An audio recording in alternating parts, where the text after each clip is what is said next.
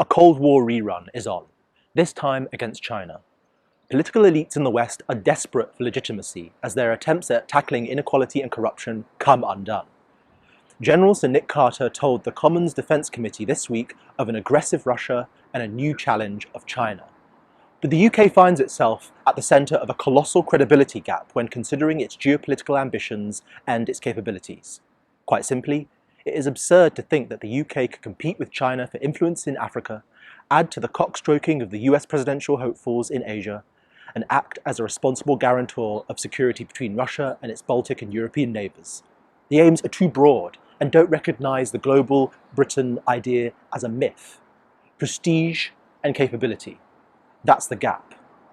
The capacity and reach simply isn't there, and if the critics of Scotland's security landscape outside the UK are serious about their claims, they need to come clean about the risk put to national security by this credibility gap.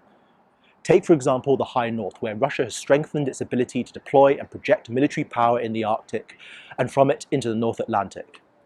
The claim is that Scotland, once independent, would not fulfil its obligations to a country such as Norway.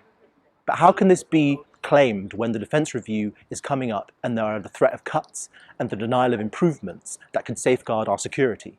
For example, it did not go unnoticed in Oslo when leaks emerged late in 2017 that the Royal Navy's 2 remaining specialist amphibious landing ships and Royal Marine posts might be cut.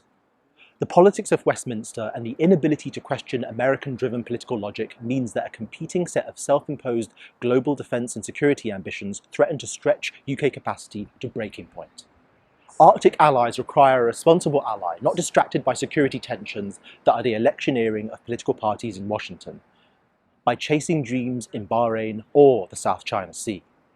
The UK is once again failing to understand its size and relevance in the shifting landscape of geopolitics. It's the UK that urgently needs to be realistic.